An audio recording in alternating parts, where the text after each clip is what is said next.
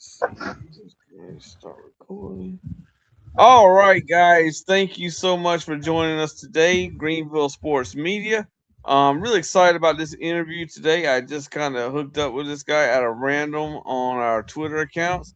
This is Coach Nicholas Strong with Florida National with the NAIA. There we go. Look at him showing off the baseball there. Um, so we're gonna get ready and talk to him about something about culture, about recruiting at the NAIA level, talk about his background, things like that.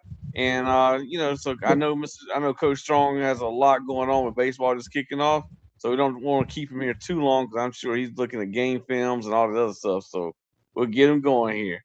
All right, Coach Strong. So first of all, go ahead and introduce yourself right quick, sir. Hey, thanks for having me on. Hello to everybody out there in podcast land. My name is Coach Nick Strong. I'm the head baseball coach at Florida National University, and I bring you greetings from Hialeah, Florida. All right. Well, thank you, sir. So, first things first, man. I want to talk to you about your background first. About your playing background. You played. It looks like at Texas Southern University. Said you're part of some historic Hey, like regional moments. As a walk on. Um, how did your playing career shape the coach you are today? Candy Robinson. Candy was my head coach at Texas Southern in '04 and '05. Old school guy, played in the pros himself. And I mean, you know how it was old school, man. It was get it how you get it. It wasn't a lot of let me lead you the way. It was a lot of you got to find the way, you know, and I truly believe in some old school values, as they say, with some new school flavors. I was just telling you, I wear these little headphones, these earphones, but I can't ever get them to stay in. But I truly believe in an old school coaching style, and I really believe that blending the best of both worlds together, can get the job done for some. I'm a school teacher by trade, so I've learned that all kids have different learning backgrounds. You know what I mean? Like, some kids learn this way, some kids learn that way. So the more styles you do have as a coach, I believe the more connections you can create with student athletes. I love it, man. I have two. I have two kids that are on the autism spectrum, so I kind of Okay. know Okay. how the whole thing goes with people learning difference and stuff like that. So I can Yeah. appreciate Yeah. that, man.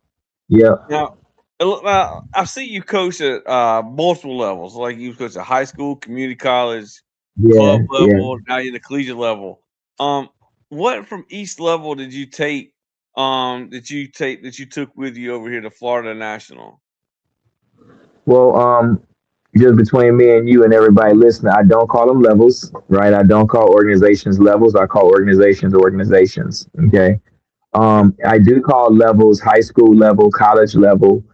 You can say JV level, varsity level, just for a little context, because that's where I'm going with this, right? Back growing up, when I was in fourth and fifth grade, I had an older brother, and I still have an older brother to this day, still alive. But he went to a small school called Missouri Valley in Marshall, Missouri. And my dad and mom met at Lincoln College down in Lincoln, Illinois, right? And that was an NJCAA program at the time. One thing I've learned through, college baseball is learning the different schools and the different, fun facts about school, right? You know, Growing up with an older brother in the household, who didn't want to be like their sibling? You know what I mean? So if he went to Mo Valley, I want to go to Mo Valley. If my dad and mom went to Lincoln, I want to go to Lincoln, right? Notice I I didn't feel say you. University of Miami, University of North Carolina. No disrespect, right? But those are the schools that were highlighted in my household growing up. Now, when you talk about the organizations these schools are a part of, Missouri Valley NAIA, Lincoln College NJCAA, right? So I had a chance to kind of learn a lot of small school organization growing up, a lot of small school baseball. So that's what I was always drawn to, right? I was never drawn to going to the quote unquote best or the highest, whatever. You know what I mean? Like I was never like that. Even in high school growing up, my school was fairly good. I mean, we went to the, semifinals and stuff like that. There were some schools that were better than us, but I didn't want to go to those schools. So I was always stuck with the school that was in second place trying to get over the hump. That's always been my MO. So when I get to college, I started off at a small Division III school in Chicago. Okay. After 1 year, I left. I went to a junior college in California, which they have their own system out there. Okay, and then I ended up at Texas Southern actually on a prayer. You know, I mean, when you say walk on, it was truly a walk on. I mean, I made a phone call in October, and I was at a school in January. I mean, and I truly walked on. I mean, obviously there were some phone calls made back home to Chicago to understand, who my character was behind closed doors, and those phone calls checked out. We had a really great experience, conference championship, got a chance to play in the NCAA regional and upset the defending national champs in Rice University, right? So, let me start there in terms of coaching because I've seen it on all levels, studying it and actually playing it, right? Once I graduated college from Texas Southern in Houston, Texas, I started coaching high school baseball right across the street from Texas Southern. And again, I find myself in a low socioeconomic neighborhood coaching high school baseball, doing what I do, just going to gloat on myself for a little bit. I took over a program that hadn't won a baseball game in 2 years, right? We ended up winning 3 games that year. Like we raised it 300%, right? That matters. Man, I'm we were right into my other questions. That's fine. Thank you. I'm a sports commentator, so I can go. But I'm saying all that to say there were some things that I did to promote the program. Okay. I'm a big fan of if University of Miami can do it, anybody can do it. Okay. Budget is one thing because everybody's a paycheck, everybody's a blank check away from being University of Miami or North Carolina or whatever, University of Illinois, whatever. You know what I mean? Everybody's a blank check away, right? What I did was I built an indoor batting cage inside of an automobile shop back in high school, back in Jack Yates High School. That's Wow. crazy, right? I That's mean, and insane. we're the socioeconomical high school of the district, if you know what I mean. The kids who Yeah. don't have nothing, blah blah blah, right? But my background is also in sales and marketing, So I went out, solicited funds, got some donations, to help us with this project, and we were the only school in the city of Houston to have an indoor batting cage. We were the only school in Harris County to have an indoor batting cage. Okay, people had cover, but not indoor. Indoor to school, right? Uh-huh. So I'm always a believer of, dude, I don't care about levels, organizations, and blah blah blah. When you're at a school, be where your feet are, and I mean, make that school the national championship school. Okay, do what you need to do to make your school your Nebraska, your Alabama, right? Make it your SEC dream. That's why I don't have a lot of SEC dreams and stuff like that in this coaching thing. I want my school to be the best it can be. Okay. So when you say, what did I learn about coaching? I mean, from different levels. I mean, baseball is baseball. Each organization has their own rules, blah, blah, blah. I can tell you that's one thing that I learned from the high school. Be where your feet are. Make your program better today than what it was yesterday. Okay. One of the other good stories that I have about coaching baseball is when I got into club baseball, as they call it, NCBA. Okay. As you know, most programs in NCBA don't have head coaches. They have team presidents. I Right. was fortunate enough to be at a school that did hire a coach and, be able to, make some moolah on the side with it, right? There you go. You um, gotta do what you gotta but, do, right? one thing I took from that is the kids know how to govern themselves. Mm-hmm. When you get to a mature program and you see the UNCs and the South Carolinas and the LSUs of the world, Jay Johnson is only there to write a lineup. I mean, no disrespect. You know what I mean? Like, take Jay Johnson out the game. Those kids still know how to play baseball. So You see to what I'm play. saying? And that's where we need to get to. I've always used this analogy, coach. Growing up, going outside in the snow, everybody knew how to play 7-on-7 football with no coach. Growing up, everybody knows how to go to the basketball court, play 3-on-3, 4-on-4, 5-on-5 basketball. Right. How hard is it to get a baseball team together, a baseball game nowadays? Right now, very hard. Very Because they like can't you do don't even the hardly have church league softball anymore. come on with it. You see what I'm saying? Yeah. So when I understand when we talk about why are football athletes so good, basketball athletes, because they know how to get out there and work on their own, right? Baseball hasn't really had that since we were younger. Let's be honest. We all played softball growing up in a church house, Right. schoolhouse, okay? But It's rare that we find that nowadays. And I truly believe that's a missing skill, right? So, from that club arena, I really took into the process of let these kids govern themselves. Let these kids get mature. Let these kids know how to do it on their own. Obviously, we need the coaches to, come along and do whatever they need to do. But, one thing I learned is, let's have some team structure and let's do it through the roster itself. Man, I like the philosophy, man. I've been a firm believer because my oldest son, he was always he always liked to play sports. He's always into basketball and Yep. football. And then one day at like 12 years old, he decided he wanted to play baseball. And Okay. okay. I was like, I'm not gonna discourage you. I said, but I'm gonna Right. tell you right now, when you go to play baseball, you're gonna be you've never played before, and you're gonna be playing with people who's been playing since T-ball. I was like, Bingo. it's a lot different from basketball. I'm a firm believer. You can get up there, you shoot a few shots, you can perfect your craft. Baseball is a mind game. It's Easy. a lot of thinking in it. Yes, And sir.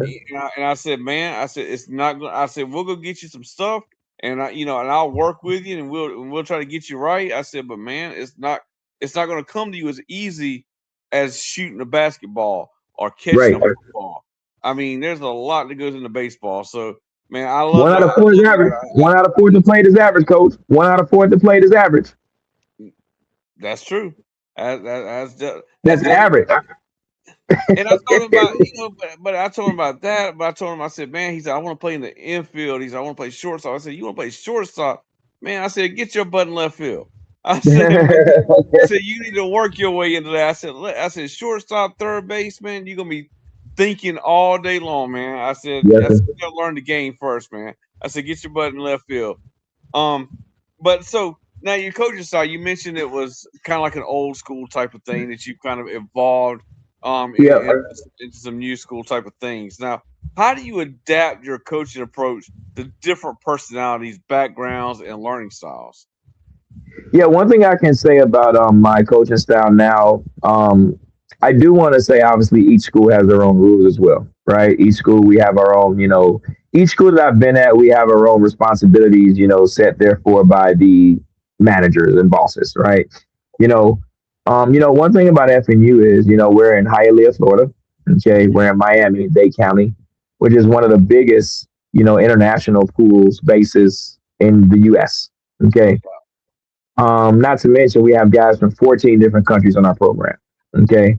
Wow. Japan, Hungary, Spain, Aruba, Curacao, Dominican Republic, Anguilla, Bahamas, Canada, Mexico, Venezuela, uh, you know, um, um, Puerto Rico, if you call that, and Cuba. You know what I mean? So we have to have we have to have a lot of barriers on our team. We don't have to have a lot of barriers. We have to have a lot of common things on our team. So a lot of these international guys speak one language, and that's Spanish. That's a good thing. Okay, so Right. you know um, we also have to adapt to the way those guys learn. The way those guys play baseball when we bring them here. And obviously we have our guys from the U.S. that play baseball a certain way. One thing I can say about this school is, we're an international school, not to mention, I'm just talking baseball, 14 countries. In the athletic department, we probably represent about maybe 25 different countries, Wow. so I think that's a big deal here in our school that, we make sure that we serve the international community that wants to be a part of our athletic program. That's number one. Okay. Just a couple of things about, coaching style here and, bringing everybody together. Um, when I first started this program, you had to recruit.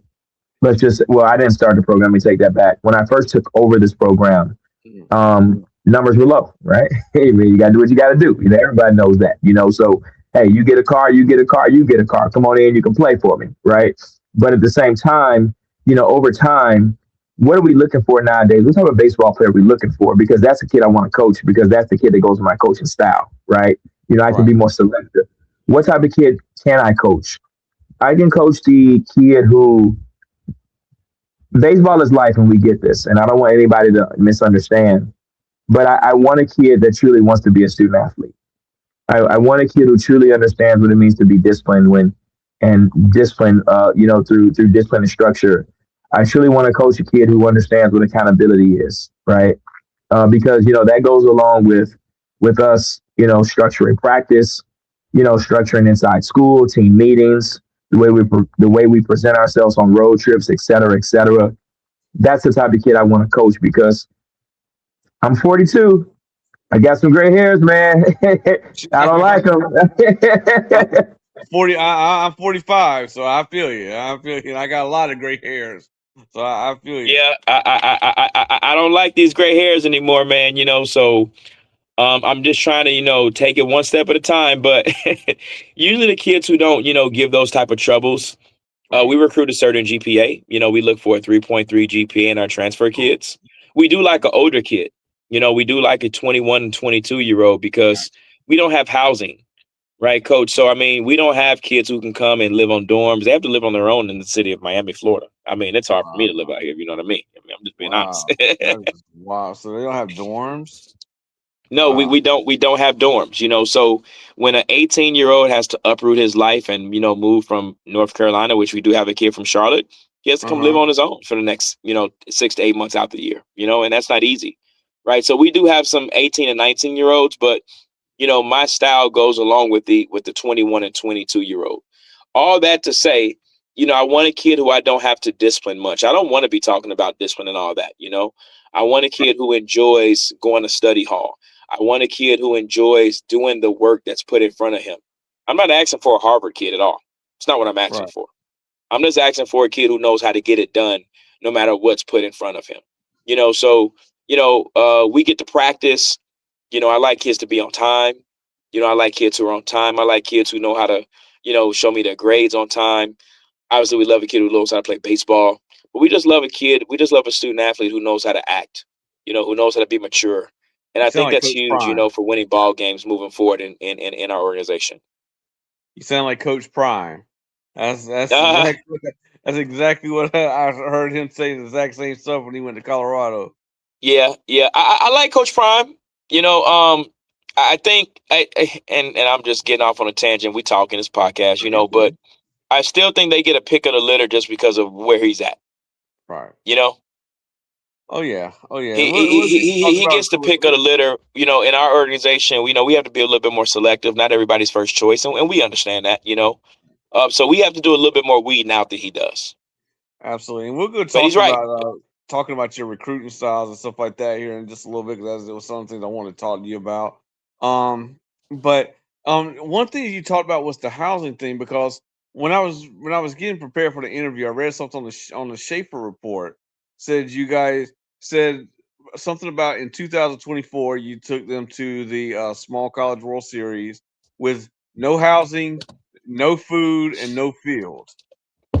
And wow, that is amazing. That is awesome, man. Like I said, and this team had never seen that type of that type of success, have they? Before you came, like I said, from what I read, so it looks like you kind of did a turnaround with Florida National as well. But I saw, like I said, it was just weird though, because like I said, because that was what I was going to talk to you about. Because it said, like I said, it said y'all persevered through no housing, no food, no and no field. Like where do y'all play y'all's games at? Do y'all like where are y'all playing in the local parks, or do y'all have a field at your school? Like what do y'all play at? Yeah, that misstatement gets misconstrued a lot. It's not that we don't have anything; it's that we don't own it. That's it. Gotcha. You know what I mean? Gotcha. Like we got to have a field to play baseball games on. We Yeah, got to that's have what a I'm weight trying to room. figure out, where y'all are We playing got at. I don't know if y'all like Sandlot or something, man, or something the way it made it sound. I just had Hey, that's what you'd be surprised on some of the fields we've had played on, though. You know what I'm saying? I mean, but that's college baseball, man. That's the essence of a JUCO bandit, NAI bandit. And that's also what I look for, man. Kids who, coaching in Texas. I mean, when you coach high school ball in Texas in 75% of school districts, you got 17, 18-year-olds playing on turf fields at 7 o'clock on Friday nights with 3,500 in the stands. You know right. what I mean? And some of those kids can honestly tell you, coach, it's not their school. It's just, I just want to play on something. I don't want to go down. You know what I mean? I want to play on turf again. You know what I'm Right. saying? That's not a bad thing, right? So Right. I'm just getting at, sometimes you want to find kids who really don't give a damn what they play on. I just want to play ball. They just want to play ball. Right. And I think that's what, I talked about the weeding out process. Dude, my list is long. I mean, it starts off with this, and I'm checking off 28 other boxes just to get to the bottom, dude. You know what I mean? Right. Like, I've got Right. to get it right. Right. And then it's not like everybody's knocking on my door every day. I respect that. But it's a certain type of kid you got to have to come here. Because number one, the first thing is mom and dad has to say yes to you not living on campus and living in the city of Miami. That's not easy. That's not a hard. That's a tough selling point. So yeah, we don't have housing, we don't have food, or we don't provide it rather for the kids, in terms of meal plans rather. We provide food for games and stuff like that, it's in a budget. But we have a contract with the city of Hialeah, baseball, softball, basketball, soccer, tennis, volleyball, all the sports that we play on, city of Hialeah facilities, etc.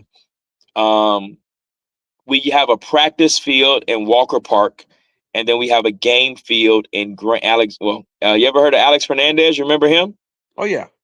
Pitcher for the White Sox. So Oh, yeah. the park is called Alexander Graham Park. The field is actually named after Alexander Fernandez. I just see that when I was Yeah, researching. he's from the city of Hialeah here. He went to Miami-Dade, JUCO, and then I think he went to University of Miami for a year after that as well. Yeah, I did see that. Like I said, whenever I was preparing for the interview, I did see that, and I was like, Yeah. wow. I was like, and so that's what I was kind of wondering about because I saw that quote. I'm like, are they playing like I said, they playing like in the local park or like what's going on? And So watch this, Mark. And watch this. Our local park is better than 25% of the fields that we played on. With people have their own fields. One thing I like about having a local park as a field? What's that? I don't have to cut the grass in 98-degree weather here in Miami. I don't have to water the field, coach. So you got to do all. So I guess y'all don't have like a grounds crew or anything like that. So when y'all had the lower budget, so I'm assuming you and the coaching staff probably maybe have to take care of the field or. So that's what I'm telling you. No, we don't have to. Oh. And gotcha. I won't coach at a school where I have to do that. I'm just gonna be honest with you. I love it. When I was in high school at Yates, I took care of the field. I hooked it up, blah blah blah. But Houston is hot too. I mean, Miami is disastrous in the summertime. You think I want to be cutting the field in the 98-degree weather? Nah, man, No. I'm in South Carolina, and I'm not like in Florida weather, man. But man, it gets humid and stuff like that here too. So I feel I'll take out your schedule. I might have to come check you guys out, man. Y'all gonna be in Sumter, South Carolina, against Morris College. My brother. Yeah, we go there every year. So I saw that. I said, man, I live in Greenville, South Carolina. So it's about a couple hour drive. I said, man, I might have to make a trip to see this. Beautiful field, Riley Park, home of the Legion, National Legion World Series. Oh, yeah, that is true. See, my brother actually lives in Sumter. He was he was stationed in the Air Force Base there. Okay, yeah, retired there. So I had to go make a trip and see if he wants to go see a baseball game. Please pull up, man. We'd love to see. We'd love to meet you there. Man, I might have to do it, man. I might have to do it. Don't be surprised. Yeah, now, let's do part 2 of the interview there in front of the field, man. We can do it, man. We can make it happen. Yeah. We can make it happen. Now, program culture, man. So you've been responsible for turning around some programs. This one, I think Wilder College, I saw as well. So whenever you take over a program, what parts of the existing culture do you evaluate first? You want to be totally honest with you? Go ahead. The schedule. Mm-hmm. As coaches, especially as young coaches, and I was like this too, we think whenever we take over a team, we got the best team in the world, bro. Man, we got to put University of North Carolina on the schedule. We got to put USC on the schedule. You know what I mean? We got to go get them because we want to be good, right? Right. Stop. Play towards your strengths.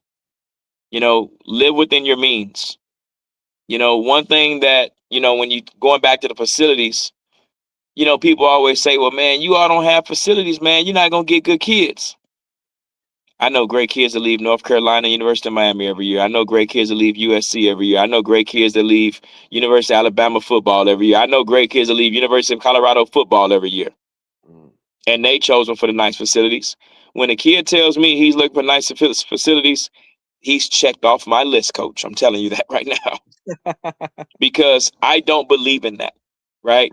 Again, we're in the World Series with no facilities. Our softball team has 2 titles right behind me with no facilities. Okay, national titles, small college World Series, over schools that do have facilities, right?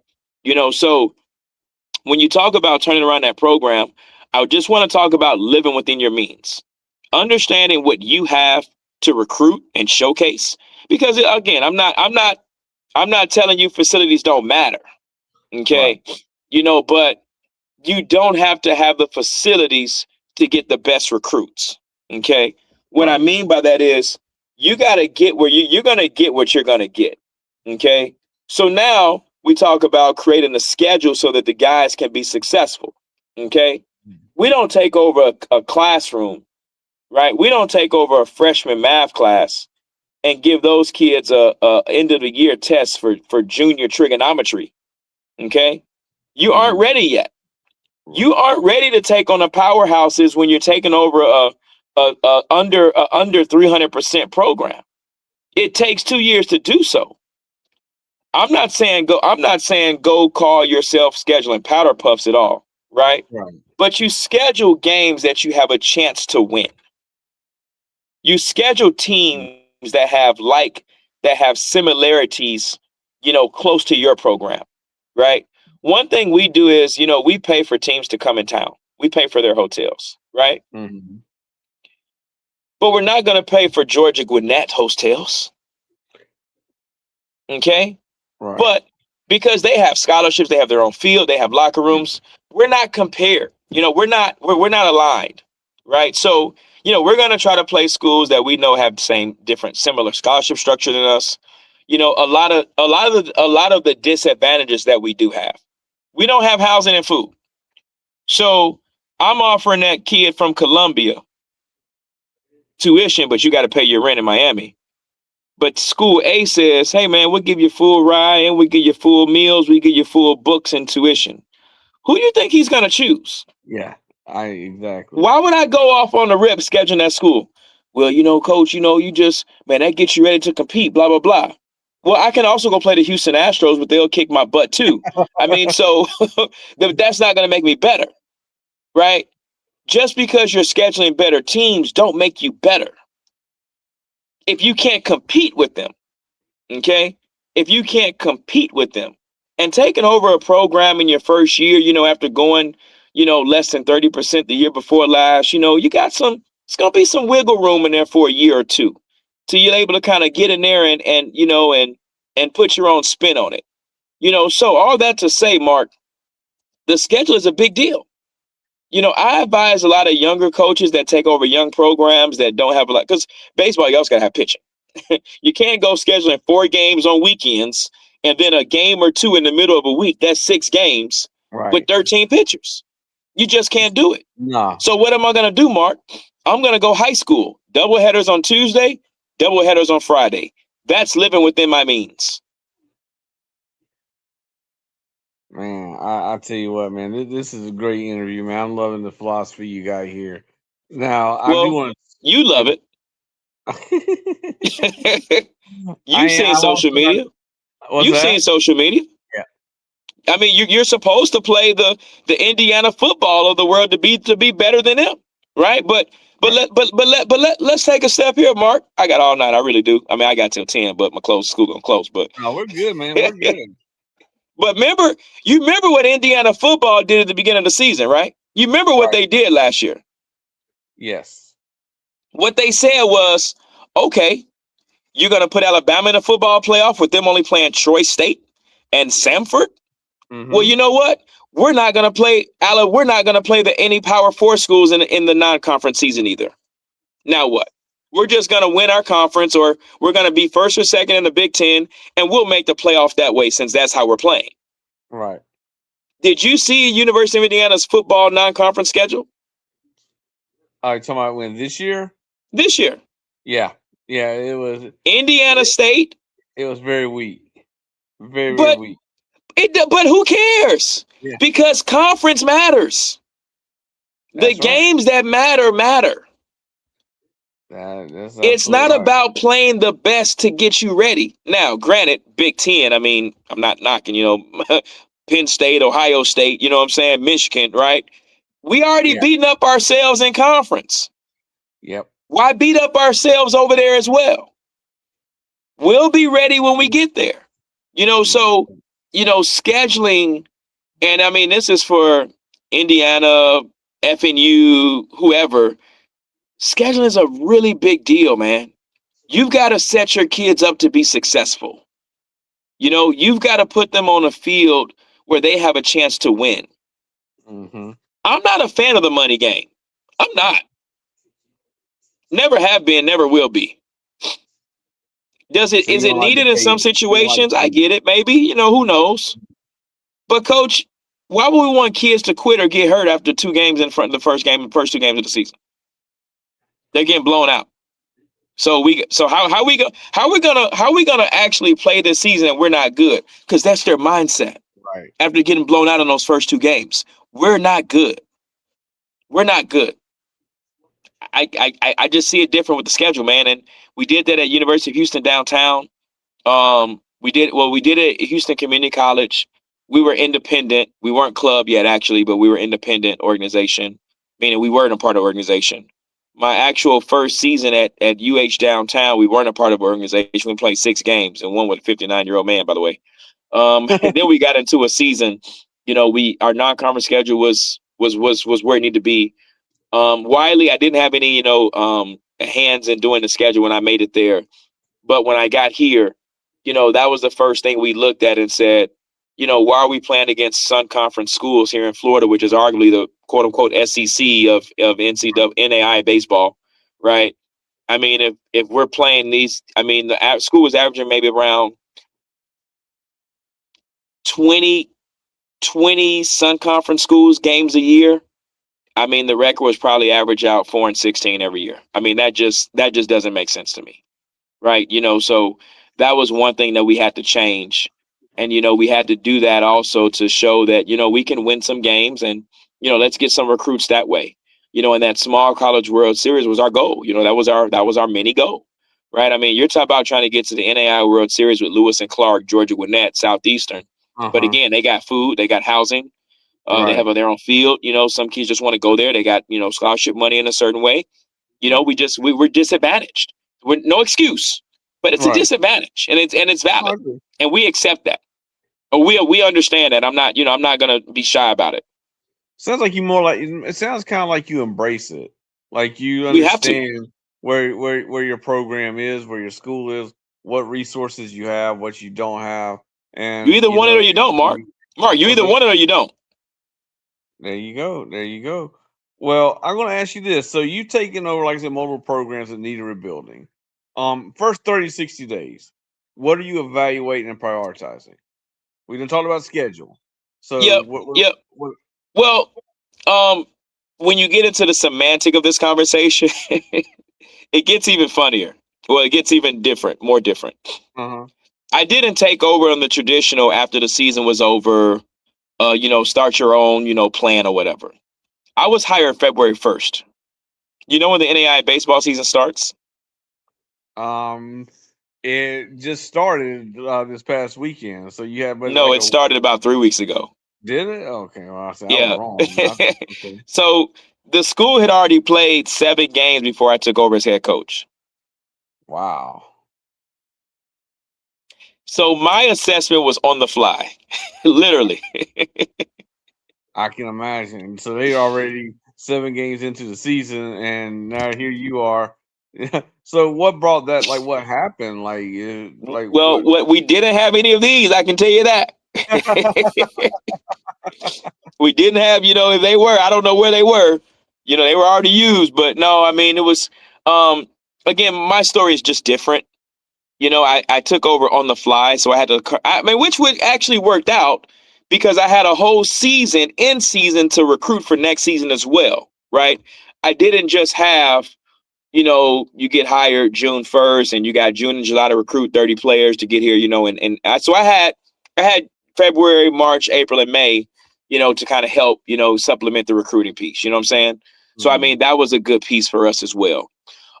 So oftentimes it wasn't I had to, you know, do it on the fly, but I mean I had to coach games. You know, I had to coach with nine pitchers, 18 position players. I mean, it just wasn't the best setup. I mean, you know, some kids just weren't comfortable with a new. You know how that goes, man. You know, just some kids aren't comfortable. It happens, you know, and I get it. I respect it. You know what I mean? So we just kind of had to do what we had to do, get through the season, make it work. We ended up 7-40. So if you ever see me on social media, you see me hashtag 7-40. That 7-40 means a lot to me, you know, because one, is it mine? It's my record. I mean, 6-28 or 6-33 or something is actually my record. But but to go along with that, you know, most people got on me and, you know, the program was trashed because they didn't understand why this program was 7-40. You know, they didn't realize when you see it in this, you can't see that in the stat line of a coach's record.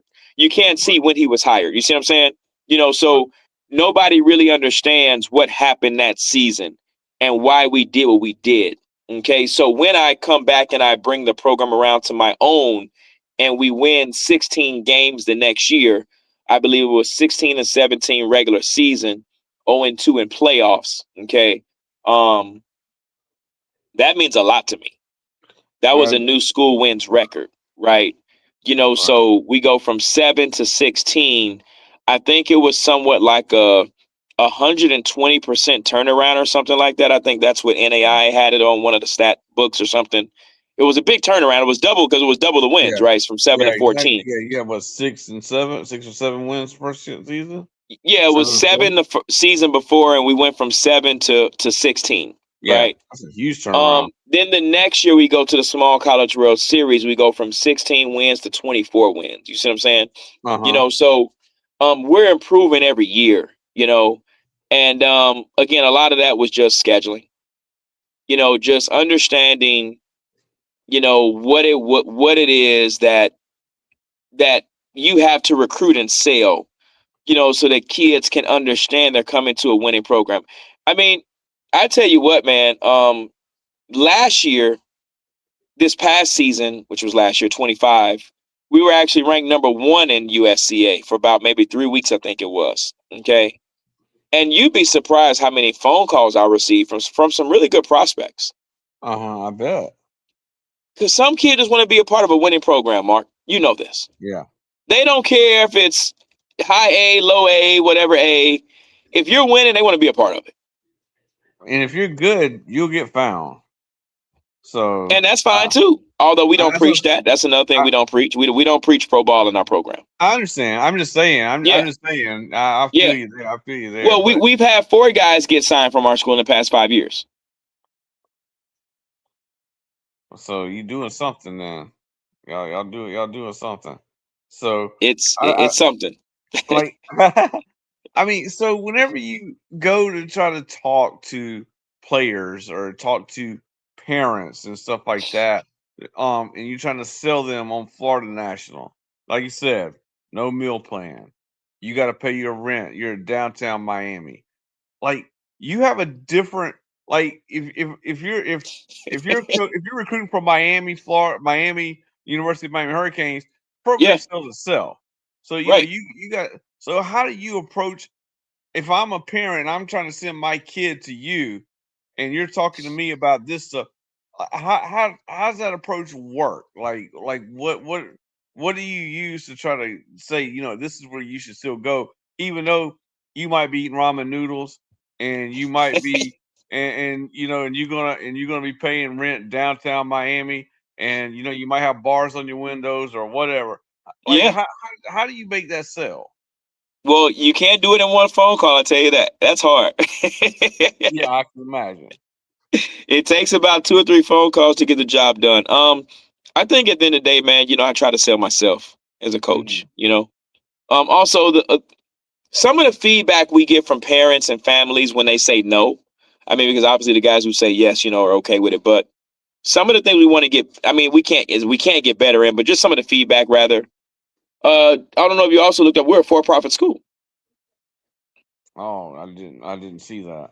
Yeah, we're for-profit. We're not nonprofit, right? So we're for-profit and private, right? So oftentimes a lot of people get stigmas about for-profit education. That's number one.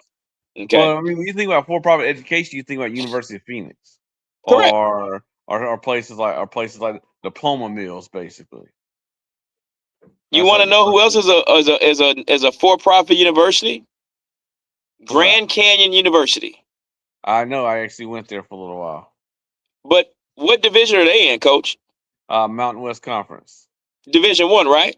Yep, Division 1. Yep. All of a sudden, nobody ever cares about being D1 when it's D1. Nobody cares when it's D1, right? That's true. Nobody cares. Nobody cares when it's D2, like post-university, right? Because it's D2, I got a chance to go D1, right? But nobody ever cares about that. But I just want to throw that out there, okay? All right? You see where I'm going with this, okay? I see exactly where you're going. It's always a problem with the little man, right? And with the non-popular, because I get it. It's not trustworthy. It's new.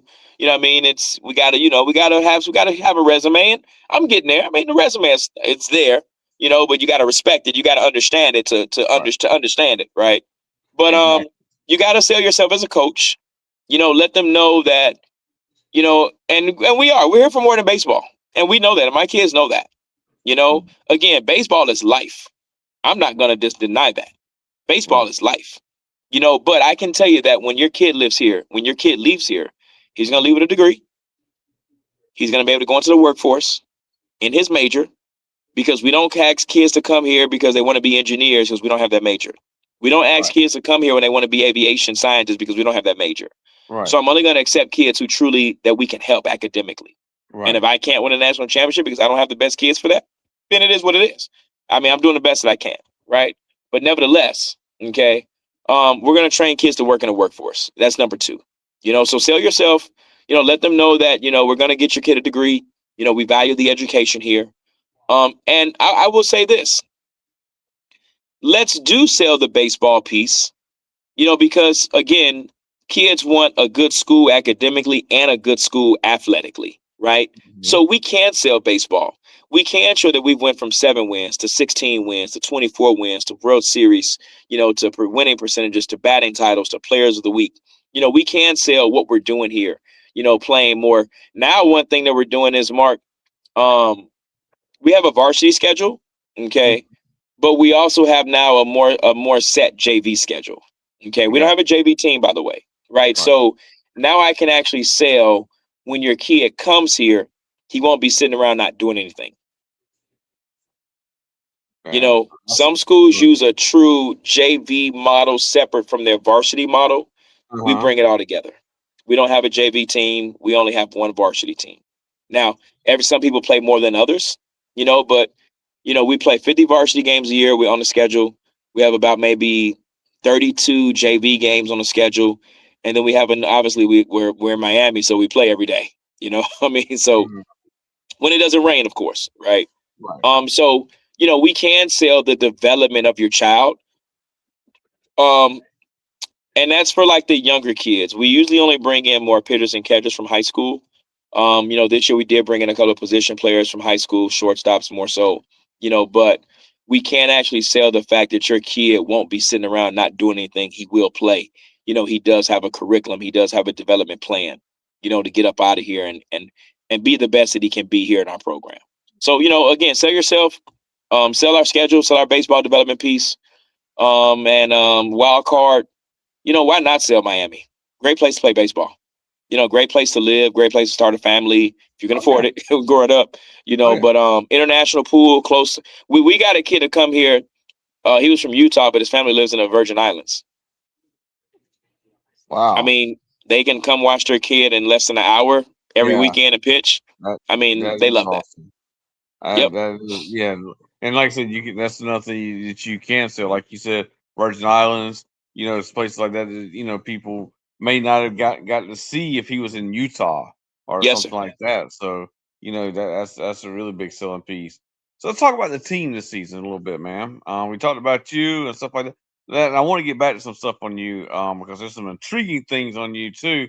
That you are a broadcaster and play-by-play, and for ESPN while you're doing coaching. So we're going to talk about that here in just a little bit. But I want to talk about the team just a little bit here. Um, how would you describe the identity of this season's team? Deep, depth, deep and depth. One thing about NAI sports, and it's a trickle down effect. I never rate the conferences by because I haven't seen every D1, D2. I'm not into that, right? But I Right. will say one thing about NAI baseball is a lot of teams usually aren't deep. I think that's the issue. We're first nine.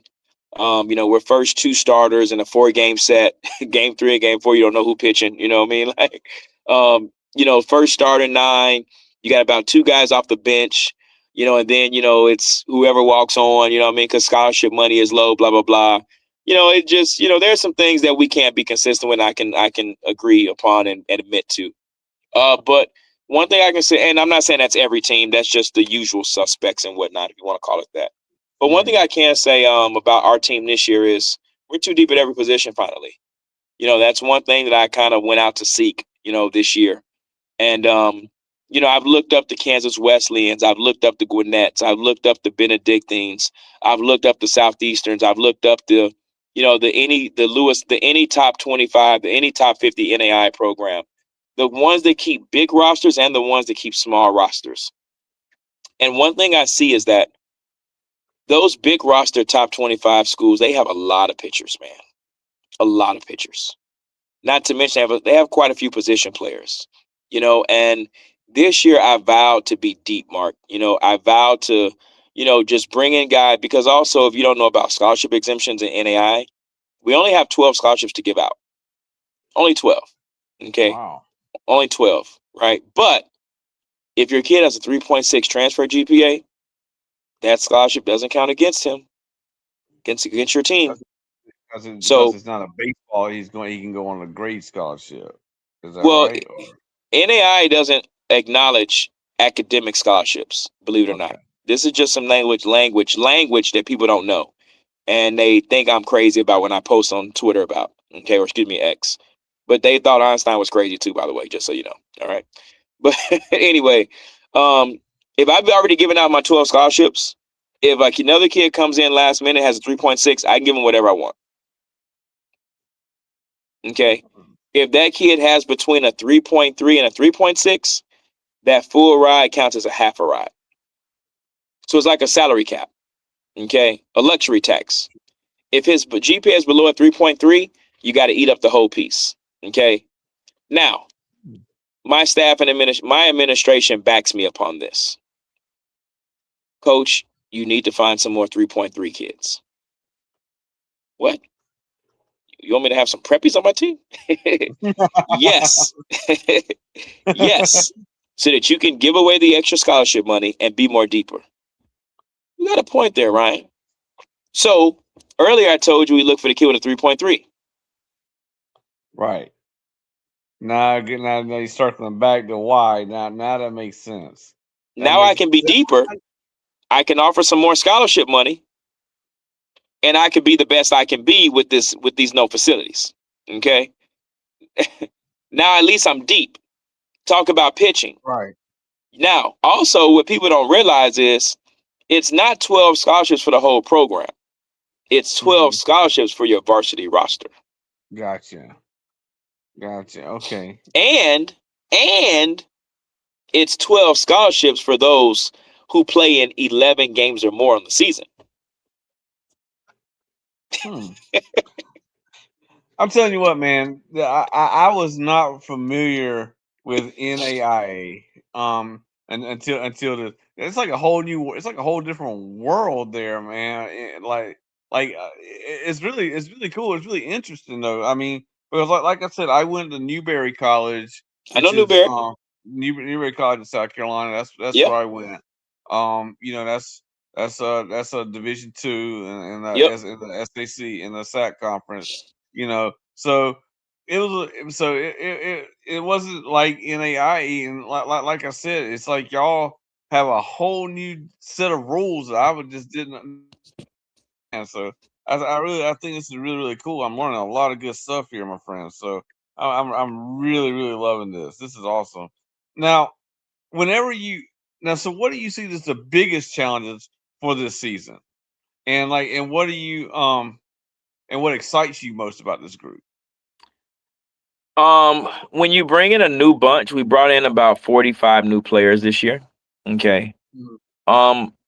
You're good, but you need to gel. Every team needs to gel no matter what. Mhm. Even the pros, that's why baseball plays 162 games. I mean, you need to gel first of all. That's why, like in Major League Baseball, you know how it is. Every team has that big losing streak, at least Yeah. one. The Oh, bad yeah. teams have about 3 or 4. The Yeah. good teams may even have 2, But I just have one but they all, continuous one. yeah. But remember, they also have about 2 or 3 good winning streaks in there. You know what I mean? Mhm. But the biggest piece is you have to do it around September.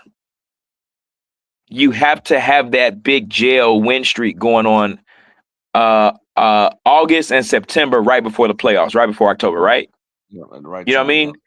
And no matter what, and that's NAI baseball often, a lot of transfers, you know what I'm saying? Like it happens, it's out there. It's not a secret. Every NAI baseball team, including ourselves, you have to have that jail. And I Mhm. think that's hard because a lot of, again, as much as we love kids coming in from everywhere, they still have to learn each other and what they do as a team, right? So the kids from California play a different way than the kids do from Florida. The kids from Chicago play a different way than the kids do from South Carolina. You know what I mean? At the end of the day, we get it as baseball, but personalities, friendships, you know how it is, the this and the competition. We'll just say the competition in practice. Yep. You know how that Yep. goes. Oh, The yeah, no doubt. competitiveness, right? Oh, no doubt. It's gotta work. It's gotta come together before January 24th. Okay. Not to mention, again, in every college team, we go through our spats, right? So I think that jail, trying to find that right mix in that first couple of weeks. We played our first games this weekend. We used 17 position players, I think 15 pitchers, Mark. So we kind of, expanded the roster a little bit, kind of got after, kind of see what was going on. We got 2 more games Wednesday, so we'll, do some more expanding, and we'll look for towards the weekend and do a little bit more until we're ready to kind of get into that mode. You know what I'm saying? So I'm always worried about the gel piece. When will this team gel? I'm not saying we're a bad team, but like, when does it just like click though? You know what I mean? Right. One thing I am excited about for the season is I'm going to go back and say the depth again. Okay. Because again, I'm excited that when somebody gets, God forbid, we just have to use somebody new in the lineup, I'm not afraid to put the next guy in. Right. He may not be as productive as the guy in front of him, but at the same time, I don't think we have a true like weak link. You know what I mean? Like, I don't think we have anybody that can't produce. I mean, I've had teams where, you just put some guys in there, like, I don't know what's going to happen. Right. Don't But, know what's going to happen. but I think whichever guy I put in too deep, 9, 18, 9 with the DH, 18 with the other first team, second team, I think I can depend for some sort of average production in the lineup. And I'm just talking 1 for 4. We have a thing called 69. 69 drills. Okay. We do some hitting drills before the game. We do soft toss, and we tell ourselves we need to get 69 swings in. Okay. 6 innings of batting, 6 innings of hitting. We need to score 9 runs. Excuse me. We need to have 9 hits. In 6 innings, 9 hits. That means on the average, everybody in the lineup got 1 hit. 1 hit. I can't ask you to bat 500 every game, dog. That's just not real. Yeah, none. You're not Tony Gwynn. So even he didn't bat Trust me. 500. He's Even like yeah. 373. So Right. So, we have to I just have to make sure the guy and I told the guys, look, I'm not about to coach you up. I'm not about to coach you, tell you everything you did wrong and you're batting 300. Stop. We're not doing that. You're average. You're doing really good. Okay? Because, back to what you said about the training piece with your son, guys take 100 swings a day just to get one hit a game. you're right. All that work we did last night, you just trying to get one hit a game, right? And if everybody does their part with one, obviously somebody's going to come through with two. Somebody's going to come through with a hit by pitch, a walk, etc., fielder's choice error.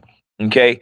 If we get a hit 9 times, get on base 9 times, I think we can produce about 4 runs out of that, right? And we average about 7 runs a game, 7 to 8 runs a game last year, the past couple of years, So, just, that depth in that lineup, I think everybody can provide what we need. I think everybody has the will to get out of at least 4 at bats, 1 hit. We can't ask for 2 hits a game. We stop. We're not doing it. Stop. We're not doing it. Well, like I said, you're just trying to keep it real with them, baby. Like you said, I like that though. You kind of just simplify everything. Like I said, I never really thought about that. Like I've been a baseball aficionado for my whole life, and you're taking hundreds of swings just to get 1 hit, and One hit, though. and that's really really cool. Now, if you're a team player, you think about what the team can do. There's one rule I have in my program as coaches. We don't coach individual stuff during practice. That's on your own. Everything we do is about the team. We do just like the Indiana coach. I mean, I think he got it from me, but we don't practice all day either. Just like he said, I think he said they practice an hour and a half or something like that. What's that? I think the Indiana football coach said they only practice like an hour and a half every day or something like that. An hour and a half, yeah. That's fine. If you're doing everything that you need to do as a team to get it right, individual development happens before practice, after practice, early work, late work. Yeah, so basically, like you said, if they want to work on their swing or whatever like that, then that's kind of like they do things on their own. You're making sure that the team, whatever you're doing it for the whole team, basically. So BP and bunting practice is going to get you 1 hit a game. I can guarantee you that. If you want to get your second hit of the day, you know what you need to do? Learn how to bunt, which these kids don't do. You know that. Nah. That's true too, man. All right, like I said, man. So you really taking it back to the old school. You talking about trying to bunt now, man. Trying to get on base. you taking it back, because man, you can watch a baseball game right now. You can watch the whole season without hardly seeing anybody trying to bunt anymore. So you know what insanity is, right? Doing the same thing twice, trying to get a different, expecting a different result. I'm 1 for 4 in 10 games in a row, and I'm not gonna. It's trying to get a second hit. That's insane. So trying to swing for a second hit is insane. How about trying to bunt? Yeah. Or how about trying to draw a walk? That's fine. Now we're talking on base percentage. Yeah, on base percentage can be 500. I can give you that. Yeah. On base percentage should be 500 every game. So basically, you're kind of like, like I said, you want 1 hit, and you like to try to get somebody on base by, like you said, a walk, like I said, or a bunt, or reach the base or something like that. So you want your on base to be about 500 every game. But 1 hit, 1 walk a game. Or hit by pitch, or you hit the ball and you beat out the throw. You know what I mean? Like whatever you got to do to get on that base. Yeah, that happens. And when you look at the averages, because again, let's talk about winning percentage as a team. Average win percentage, 500, 400, hell, 400 really in some places. You know what I'm saying? Like, I think more teams finish under 500 than they do over 500 sometimes, right? So you just can't expect perfection. Sometimes, like you said, you just got to simplify it. Let the numbers play for you, because baseball is all about the numbers, man. Again, this is a game where we fail 7 out of 10 times, and that's like okay. Well, look at Tony Gwynn. Tony Gwynn is like one of the best hitters ever. I think his lifetime batting average like what 330, 350, something like that. Yep. That means he's really on like you said, he's really only he's failing 7 out of 10 times and is one of the best out there to ever play. So I get you totally there, my friend. So I like how you break it down, how you make it easy. So Yep. that's really cool, and I think you could sell that to a lot of kids. Like, look, man, it's not brain surgery here. I'm just asking you to get on the base twice. How you do That's it. one hit and one walk, and then or one hit by pitch, or somebody makes an error, or whatever. However, you got to get on that base. So I like that, man. So From a pitching perspective, 7 out of 10 times is average. 7 out of 10 appearances is you're gonna have a good appearance. Wow. Now, and 6 for 10, maybe not, but 8 for 10 is like superb. You know what I mean? Like, and 9 for 9, 10 for 10 is Mariano numbers. You know that. Oh yeah, exactly. Oh yeah, this is in the Sandman now, man. Now, like I said, so now when your players leave the program years from now, how do you want them to remember you as a coach? I just want them to remember I'm the guy who gave them a good college experience. They were able to kind of go tell their kids, their families, hey, this is what I did, and this is the success that we've had. And, we went on a field trip and we signed autographs to some kids that we didn't even know. And, we went to, we had a home game and, coach had some guy throw out the first pitch and it was just, it was so cool. But it wasn't even our own park. You know what I'm saying? Like, you know what I mean? Like, I want them to be able to tell me, I want them to be able to, well, I mean, my experience was great in college too. I was NCAA regional, blah, blah, blah, defending national champs. I mean, my story is good, but also my story has to do with, we practiced at a public park. We were in HBCU. Our record was 16 and 35 going into that, series and whatnot. You know what I mean? Like, we didn't have the glitz and glamour of in that sentence as well. We we didn't have the subject, we just had the predicate. You know what I'm saying? Like, but without the bells and whistles here at FNU, I still want the kids to be able to say, dude, you can do it on a public field, on a public park. Like, you can win. You can have success stories without the track man. You can have success stories without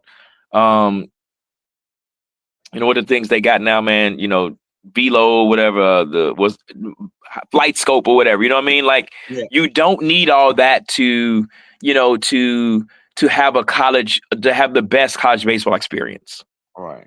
I still want to give you a World Series without a field, without a home field, like without a true home field on campus. I want to give you a World Series experience, and I have. Mark, I've given that to them.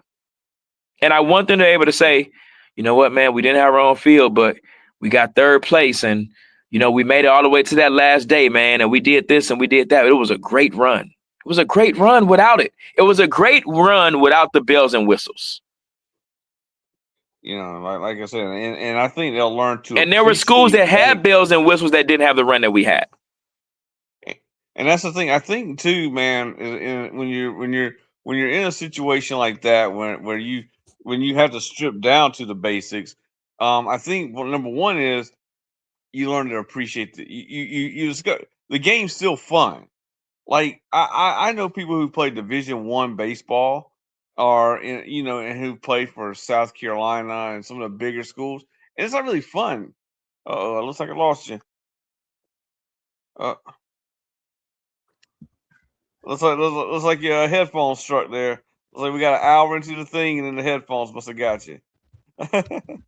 But I know people who's played Division I, and it's just not really fun. Whenever you play in the park and you're playing with your friends, you don't have all those bells and whistles. You just got a bat, some balls, and some gloves. That's it. So that's it. And I think that's probably a lot more fun for people like that. Truthfully. Right. Now, I want to talk to you about being a broadcaster now, man. How do you manage this? I'm not broadcasting right now. You do HBC. Well, I think you on the Black College Sports Network. Yeah, Blackhawks World Series. I'm not doing it now though, man. You know, Miami's kind of dry with broadcasting. Gotcha. Miami's So, really dry, you know, so I wasn't able to kind of pick it up here in Miami. But you know, I haven't really had a lot of time either. You know, I like to be on the beach, man. You know, do my thing. yeah. But I will say, you know, broadcasting is my love. You know, I didn't even remember this when I started broadcasting back in college, but you know, my dad reminded me, man, I would, you know, get home, Chicago, you know, grew up in Chicago, you know, White Sox play at 3:00, or White Sox play at Cubs play at 1:30. White Sox play at 7:30, you know what I'm saying? So, you know, Dad used to remind me that I used to have the speaker. You remember how I used to have to press record and you can talk into your boombox, you know what I mean? So, you know, I used to do that with some White Sox games here and there, some Cubs games back in the day. Basketball too. And then I kind of picked it up back in college, and something I did, you know, through teaching and through coaching as well. I broadcasted 6-man football before, man. I broadcasted wrestling before, you know. I'm talking high school wrestling and pro wrestling. You know, so you bring back some memories though, man, because one thing that I want, because we had that channel WGN here in South Carolina. Everybody did. Everybody had it. I watched Harry Carey and Steve Stone all the time, man. Like I watched them more than I watched the Braves, which is like the local team here. Yeah, you know? Yeah. Braves were on WTBS back in the day nationally. Yeah. But you know, I watched, and like I said, but I used to love those Cubs teams, Mark Grace and Ryan Sandberg, Andre Dawson, you know, stuff like that. It didn't serve the White Sox quite as much. It was always the Cubs. No. White Sox would get a couple of games with WGN, but more so night games. Yeah. I remember I come home from school and the White Sox were I mean the Cubs were playing. So yeah, 1:00 we would get home. My school actually got my grammar school. You know, we call it grammar school. We started at, I think 7:30, 8:00, but we got out of school at like 1. We got out of school at like 1:00. So I would get home like by 2, bro. And I'm catching the third inning of the Cubs. I mean, I'm a Sox fan all the way, but you know, you Chicago, so it's baseball. You know what I'm saying? And it's on TV, right? And you know, you're sneaking to watch it on TV, you know, because your homework ain't done yet, right? But exactly. And I'm watching Kerry Wood strike out 20. You feel me? Like, I mean, it's just the memories that you have from, you know, the nostalgia of watching the Cubs. I mean, and being a White Sox fan. But when you're in Chicago, you go to a Cubs game. That's just respect. Like the Cubs fans don't have to come to White Sox Stadium, but everybody has to go to Wrigley. You know what I mean? Like, it's just, you know, that vibe, you know? Gotcha. Well, man, I love it though. Like I said, I remember watching those. I mean, even those White Sox teams, though, man. Robin Ventura, you know, Frank Thomas, you know, Ray Durham, baby, Ray Durham, Sweet Ray. Oh yeah, Ozzie Guillen is short. Ozzie Guillen is short. Tim Raines, Rock Raines, and left. I tell you what, man, I used to play with the White Sox on my Nintendo RBI baseball. Oh boy, those are my guys, man. The White Sox, Tim Raines, those guys, man. I used to love that. But I tell you what though, you talk about historical teams though, man. My favorite team ever, we were just talking about this because we were talking about weather and stuff like that, was the Oakland Athletics back in the What year? 88 or 89? 89. 89. Mark McGuire at first, Carney Lansford at third, Walt Weiss is short, Terry Steinbach behind the dish, Jose Canseco in right, Ricky Henderson at center, and Dave Parker. Dave Parker in right, Ricky in center. Jose Canseco in left, I think. Yeah. Jose Canseco in left. Jose Canseco could run. He was a big dude. And who was at second? Dave. Was it Dave Henderson? No, Henderson was the DH. Yeah. Dave Stewart was a pitcher. That was one of my favorite teams too. I used to use on Sports Talk baseball. I mean, I used to play Tony La Russa baseball. Who was the closer? Not Rowdy Fingers. What's my man's name? The closer was Dennis Eckersley. Dennis Eckersley, yeah, the Eckman. Yeah, that's him. Yeah, that's him. Oh yeah. Dennis Eckersley, yeah. No, that was my squad too, bro. That was my squad. Yeah. That was my squad, man. You saw his name the whole lineup. What's that? You saw his name the whole lineup. Dude, I tell you what, Jose Canseco was my favorite player. Like back in the day, I ain't gonna lie to you, man. Yeah. I mean, Everybody's favorite player. Everybody's favorite player. Let's be honest. Everybody. yeah, I mean, besides the Griffies, but everybody like Jose Canseco. I loved. I mean, I remember trading baseball cards, man, and I would always be looking for somebody to give me to trade me Jose Canseco back in the day. Yep. That was my guy. Well, Yep. man, I'm gonna go ahead and let you get on over here, man. This has been amazing. This has been awesome, dude. Yeah. But now I want to let you know, man. I want you to check us out, though. I also am on a podcast. It is actually a HBCU podcast. Yeah, white guy, gray beard. With some guys from Grambling. It's called Inside the Locker Room. We Who is do that? Who is that? Where is that at? Where is that at? Where is that at? Never heard of it. Never heard of it. I messed that up, but we do it because I actually on some of my articles I started doing HBCU spotlights. So Yeah. Because I told you one thing I like to do is we like to try to give people the media attention they don't normally get. You know, like Yes, sir. NAIA Yes, sir. schools, Yes, sir. HBCUs are another one that I think are very because one thing I've learned about HBCUs, I can write an article about just say Bethune-Cookman, and Florida A&M is gonna read it. South Yes, Carolina sir. State, like they support each other. So And non-HBCUs better not say nothing about us, right? nah, that's exactly right. And so We the only one that can talk about each other. and I done figured that out. Like I said, and those articles, man, are like they will get the most reads out of any article I do, no matter Yes, what sir. I do. Like Yes, they sir. will get reads all over the place. Yes, So, sir. but yeah, we do that. And like I said, we're doing a show the 17th. We'll be doing a spotlight on Winston-Salem State. We'll have one of their football, CJ Brown, one of the defensive linemen. Okay. Okay. Will be a guest on the show. And then on the 28th, we're doing Morgan State. The Bears. Yeah, and we're gonna have one of their women's college basketball players because we're also been Okay. on some women's sports also. Yes, sir. So, Yes, sir. Yes, sir. So I mean, so yeah, it's called Inside the Locker Room. You know, check it out. Hey man, I do my spotlight on a Texas Southern. I know who to call now to be a guest on our show. Then You don't want to start no mess, man. You know I can talk, man. I'ma go. Shoot, man, these guys right here are good, man. Like I said, they're cool guys. So, but man, I'm Yeah. gonna let you get on over here because I Yep. am hungry, and it's 9 o'clock at 9:50, and I'm also a college student, so I got homework to do tonight. Oh boy. Yeah. So I Hey, when I we go to play Penn more, State. we gonna do part 2 of this podcast, man. Pull up, man. We doing part 2. I'm telling you, man, I got it already circled. My Live friend. in person. Live in person. Live in person. We doing it. Yes, Pull up. we doing it. We're doing it, my man. We're doing it. And All you, right, hey, you can go inside the locker room. You can go in HBCU there too. You go HBCU baseball. We can put Coach Paul in it as well. Hey, that'll be awesome, man. We can do that. I'm good. I'm good with that. We'll definitely be connected when it gets close to that time when y'all play that game. That's We'll a bet. definitely be connected. All right, Marcus. Man, thank you for your time, man. Thank you for your time, Coach. Thank you for the invite. Thank you all out there for supporting. And I just ask that everybody support all college athletics, but make sure you support all college athletics.